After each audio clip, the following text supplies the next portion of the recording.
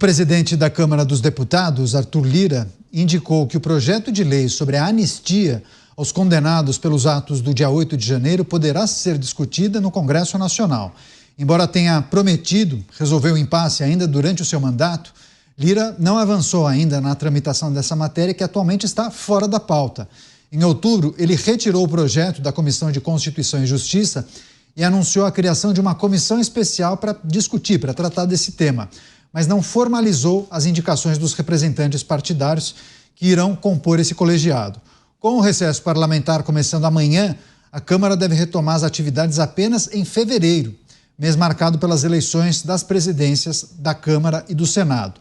Parlamentares avaliam que o debate sobre a anistia será transferido ao sucessor de Lira, com um enfoque para a possível candidatura de Hugo Motta. Começar essa rodada com o Nelson Kobayashi, Arthur Lira dizendo que o PL da anistia não está enterrado, mas agora ele fica numa posição muito mais cômoda, né? Já está falando quase como um parlamentar sem ser o presidente da casa, né? Não está enterrado, mas está bem engavetado, lá no fundo da gaveta, não tem a menor possibilidade na nossa visão aqui, no nosso horizonte, disso ser levado adiante, pelo menos nos próximos meses, Caniato. Justamente porque o Arthur Lira, quando ele tira da Comissão de Constituição e Justiça e ele manda para uma nem existente comissão especial, ele está passando uma mensagem de que ele está recomeçando do zero, ele está retomando, ele está zerando o assunto PL da anistia na Câmara dos Deputados. Foi uma intenção dele isso foi manifestação dele. E ele justamente gerou para uma comissão inexistente, porque daí fica nas mãos dele. Como a comissão não existe, ele vai nomear quando quiser e, veja só, vai acabar o seu mandato sem instituir esta comissão especial, ou seja, está bem engavetado e sem perspectiva disso andar. Nem agora no final, claro, não vai dar mais tempo de mais nada no mandato do Arthur Lira e nem no começo do Hugo Motta também. Acho que isso não vai para frente e, claro, isso tudo também foi contaminado justamente por esse avanço das investigações da Polícia Federal, que culminou no indiciamento de mais 40 pessoas, né, em relação aos atos que são chamados de atos golpistas pela Polícia Federal. Inicialmente 37 indiciados, depois mais 3, somando o total de 40 indiciados. Isso, de uma maneira, colocou uma pá de cal sobre o PL da anistia. Não há chance disso avançar tão cedo no Congresso Nacional. Você, Dávila, análise sobre a possibilidade do PL da anistia avançar. Claro que o momento político talvez jogue contra, né, o indiciamento, aquele documento da Polícia Federal que foi enviado à Procuradoria-Geral da República. E eu fico pensando, na retomada dos trabalhos, talvez com o Hugo Motta na presidência, vai culminar justamente com a divulgação do parecer da Procuradoria-Geral da República. Então, é um tema que vai estar quente, né, no primeiro trimestre de 2025. O que a gente pode esperar? Não, o Kobayashi está correto, vai ficar na gaveta, principalmente aguardando o que a Procuradoria-Geral da República vai fazer depois de analisar todo este inquérito da Polícia Federal. Vai esperar que, se há mesmo ações penais contra os criminosos, contra os supostos golpistas, e isso vai esfriar mesmo o tema. E esfria por uma segunda razão, que eu sempre discuto aqui nos Pingos nos Is, e eu discordo do meu amigo Motta, que essa anistia não deveria ser ampla e restrita, geral e restrita, para abraçar bolsonaristas e os manifestantes do 8 de janeiro. Ao meu ver, deveria ser uma anistia para o 8 de janeiro. Por quê? Porque o 8 de janeiro está manchado de um processo ilegal. Nós temos inquéritos abertos por tempo indeterminado, sob sigilo, desrespeitando todo o ritual, ordenamento jurídico da ampla defesa e do devido processo legal. Por isso é que deveria ter anistia.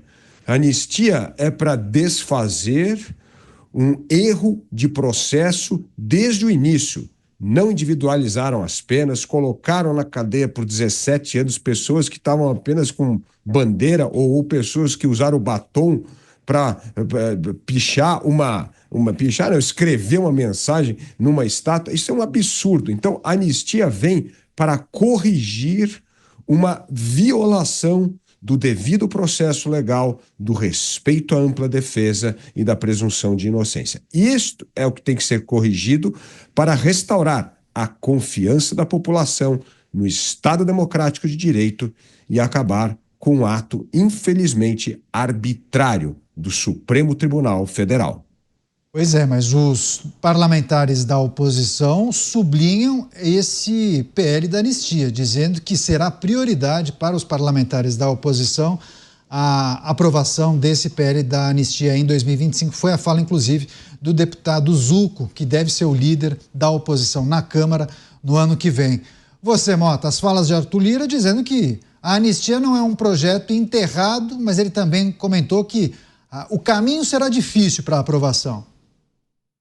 Aponte alguma coisa que vai ser fácil no Brasil nos próximos 2 anos. Na minha opinião, eu vou discordar do Dávila, eu não acho que existe anistia parcial. A anistia verdadeira, no meu entendimento, é sempre ampla, geral e restrita. Na minha opinião, a anistia não é uma correção de uma violação no devido processo legal. Ora, se o devido processo legal foi violado, existem inúmeras instâncias, recursos, é o que mais existe nesse país. Vamos recorrer, vamos reverter, vamos anular as decisões que foram tomadas. Lembra, no Brasil já aconteceu isso. E essa decisão aqui tinha um pequeno erro técnico, está anulada, esquece. É isso que tem que ser feito. Não é necessário uma anistia para corrigir uma violação do processo legal. Basta corrigir. Anistia, no meu entendimento, é um ato essencialmente político. Quando é que você anistia alguém? Quando você olha para a situação do país e diz o seguinte: usando os instrumentos jurídicos existentes e com os mecanismos que nós temos, a gente vai conseguir sair desse beco sem saída. Nós vamos ficar alternando. Uma hora o vento sopra de cá, outra hora o vento sopra de lá, e é uma gangorra onde ninguém vai chegar a lugar nenhum. Então vamos fazer o seguinte, vamos passar uma borracha no que aconteceu, que os prejudicados que lambam as suas feridas, mas o país vai esquecer isso e vai andar para frente. Esse é o meu entendimento.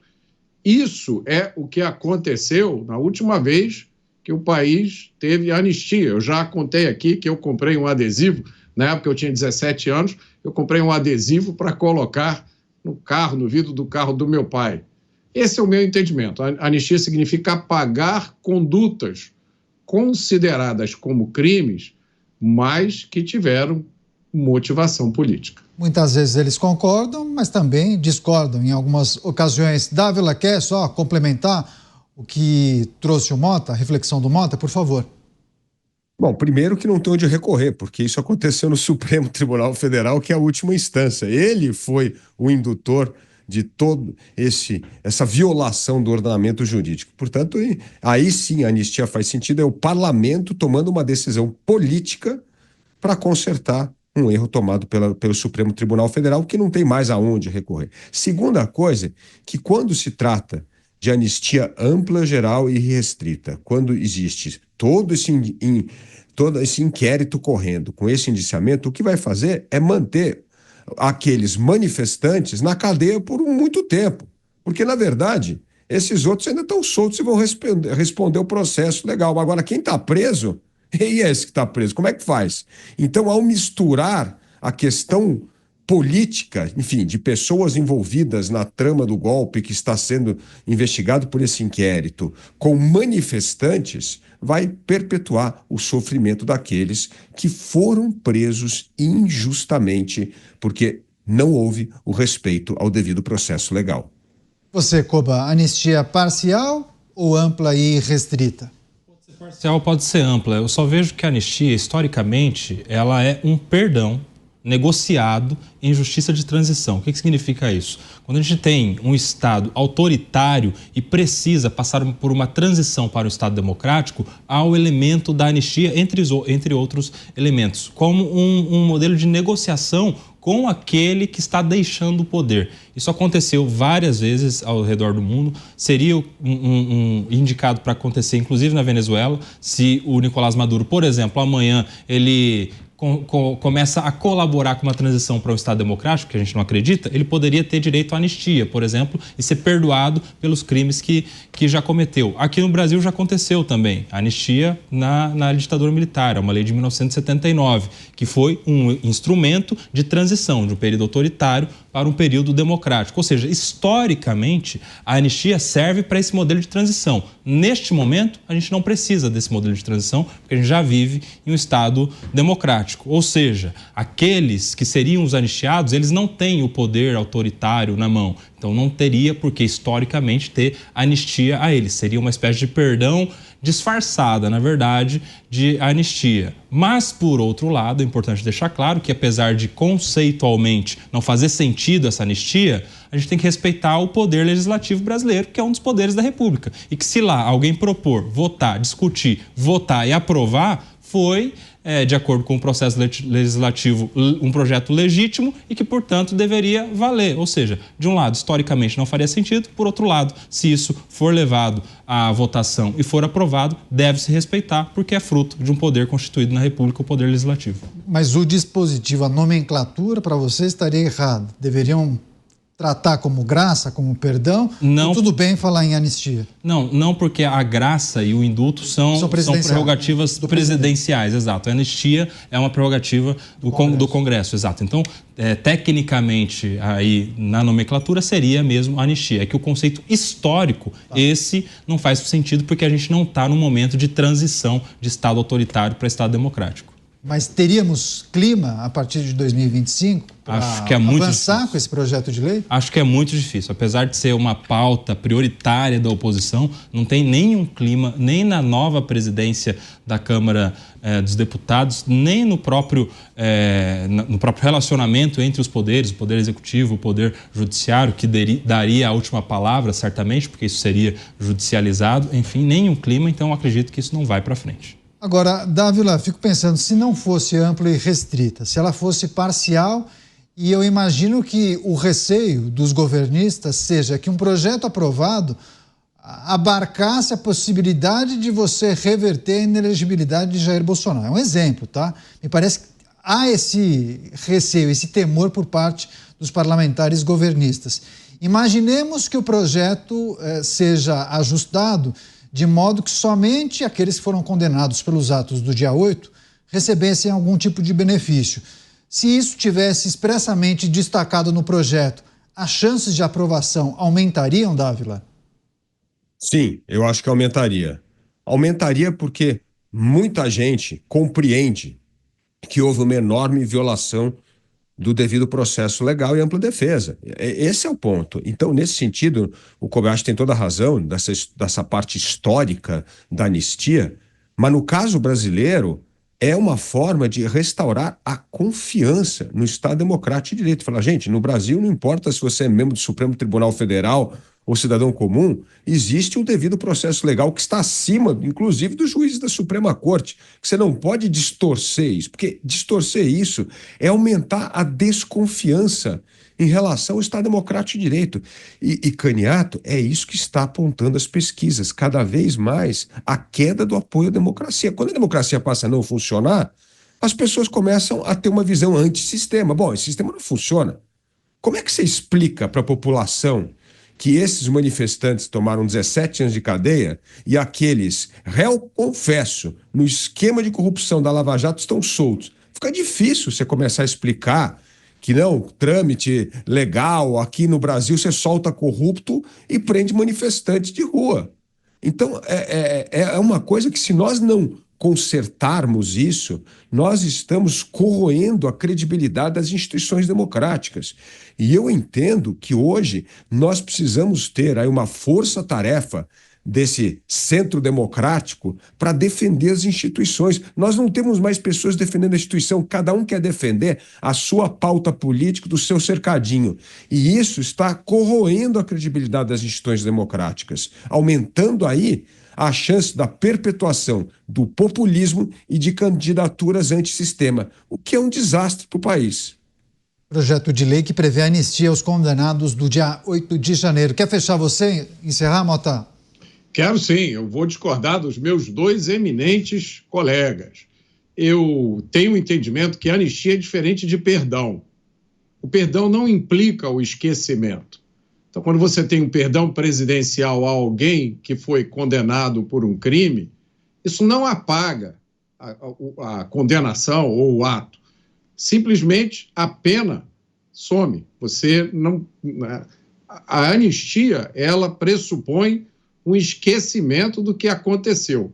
Por isso, a anistia é um instrumento apropriado à reconciliação. O Koba tem razão, é um instrumento usado, frequentemente, em momentos de transição. Mas há quem diga, Koba, que o Brasil precisa entrar no momento de transição, porque a gente não pode mais ficar na situação em que a gente está. Muita gente questiona essa afirmação de que nós vivemos num Estado de Direito. Eu acho que no Brasil de hoje haveria pelo menos umas 1.000 e poucas pessoas, entre elas a cabeleireira que o Dávila sempre cita aqui, o manicure, que discordariam dessa afirmação. Aí eu vou terminar discordando do Dávila em relação à restauração da confiança nas instituições. Ora, deixa eu ver se eu entendi. Uma instituição fez uma coisa errada, contrária ao que diz a Constituição e o Estado de Direito, e aí você vai restaurar a confiança nessa instituição com a anistia que foi dada por uma outra instituição? Eu não acho que isso restaura nada. Isso, sim, corrige um erro, promove o esquecimento, mas as pessoas não vão ter a sua confiança restaurada. Elas teriam se a instituição que cometesse o erro dissesse: errei, isso já aconteceu. Isso é que é o mais importante. O Dávila levantou um ponto fundamental, né? É o último nível e acima dele não há como recorrer. Mas esse próprio nível já reviu suas decisões no passado. Já houve casos em que decisões foram completamente revertidas. Por que isso não pode acontecer agora? Isso sim, na minha opinião, restauraria a confiança do brasileiro. Esse é um tema muito bom para a gente debater, discutir. A gente vai voltar a tratar disso nos próximos programas da Jovem Pan e também aqui no Pingos.